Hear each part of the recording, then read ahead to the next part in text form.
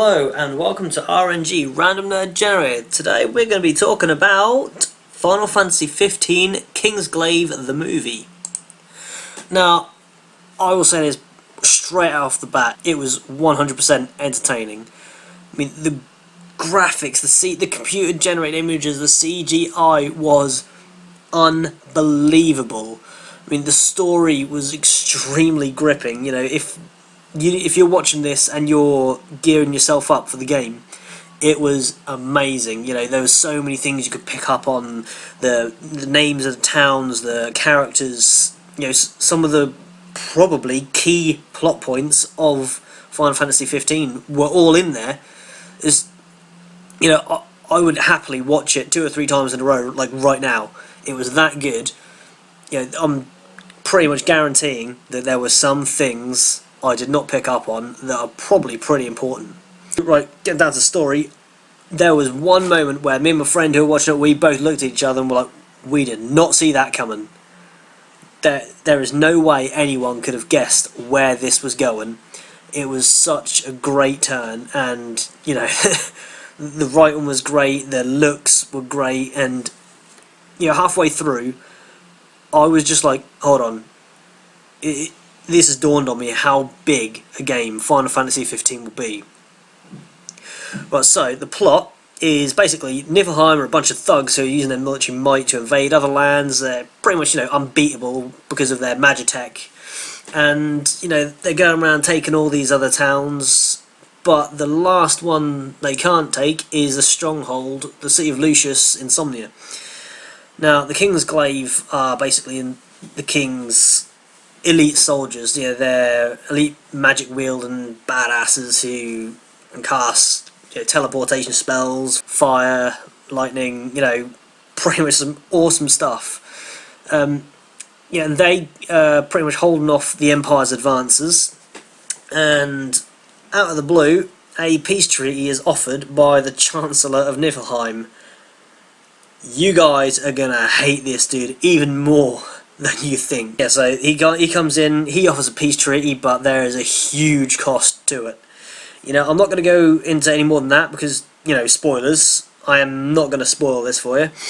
But there's the basic plot, and once that's all set out in the first 15-20 minutes, you're going to then see, like, wow, this film's going places. It is really, really interesting. It's so good.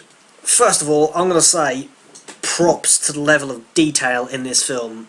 I mean, if you don't know what's gone into the creation of this film, I strongly suggest when you buy it from like iTunes or, you know, the Sony store, go in and watch the bonus content of how it was made. It is nuts. They've got some incredible level of detail on there. You know, at some point, when do you stop calling it CGI and start questioning the reality of, is that someone's face? Have they literally just sort of shot him and then put him in the CGI background? It's meant you can see each individual hair on like Nyx's face from where he's been shaven. It's so good. It is hands down the best CGI I have ever and probably will ever see. You know, words fail me.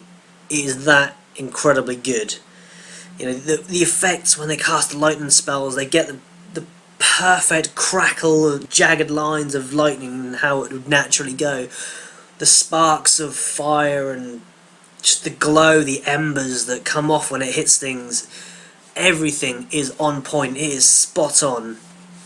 You know, I really doubt we're going to see anything anywhere close to that level of awesomeness anytime soon. Right, the writing was amazing as well. You know, you felt such passion towards all the places, the people, the events. All of it was so well written. And, you know, Nyx, the other Glaives, they all had an incredible role. But the thing is, all the way through the film, all the cast, they still keep their humanity. And I say that, you know, not as people transform and become monsters or whatever. They all keep that element of like, right, they have limits. they know they have limits, and everyone sort of is relatable, if you know what I mean. It's not like, oh yeah, I'm a Kingsglaive, I can cast magic, I'll be badass. Like, they know they've gone through so much rigorous training to get to that point, but they never sort of break that sort of barrier that puts them just OP. And I think that is one of the best parts about the film, that all the characters, you can see they are just humans. One thing I will sort of complain about, though, is the attention we got on some characters. I mean, I would like to see more of Crow, as, to be honest, she was the weakest element in the glaive, in my opinion. Yeah, she was vital to the story, but other than her role in the story progression, I actually felt nothing for her. It's a shame, because, you know, all the glaive were actually interesting characters. I mean, some of them we literally just saw faces and they had one line, but to me that doesn't matter, because they seemed like a tight-knit group. They seemed like everyone sort of, they felt like a team. Even though we didn't see any of it, they felt like a team. Also, I would have liked a little bit more backstory, maybe like 2 to 3 minutes going on about Niflheim's past, their origins, why they're doing this, you know, maybe just to give us a little bit more of a clue. You know, I would have liked to have seen a little bit more in terms of firepower from the glaive, them maybe getting innovative with their fighting. Yeah, I'm not saying their fight was bad, I mean, by no means was their fights bad. But one thing I would have liked to have seen from them was flair or style from them.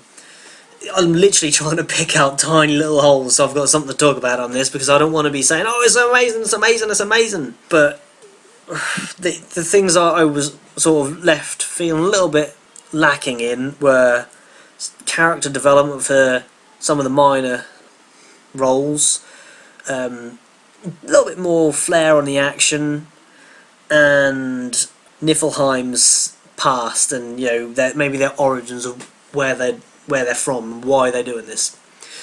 Well, you know, this film actually raised a lot of questions and gave me more questions than answers, really, on the whole sort of 15 experience. Like, where did these demons come from? Completely diamond weapon. Excuse me, diamond weapon. Oh, you'll have to excuse me. Yeah, where did they get these demons from? What's the source of, like, Niflheim's tech? Why are they able to create such powerful militia? Will these questions be answered in the game? There's so many things that, you know, just like, or, you know, so many little questions just pop up in your mind, and you're like, you know what, that'd really add a lot to the story if I had that little nugget of information. So, overall, I'd say this is a film for people who know a little bit about the Final Fantasy universe. You know, it's not exactly a casual watch, because you need to be picking things up on the way, you know, watching just to get the full experience. You have to sort of immerse yourself to get the full experience. But my final words on this are, it will get a solid 8.5 out of 10 at least from me. I mean, there's plenty that could have been added, but at the same time there's pretty much zero content that could have been removed. There was no sort of useless filler.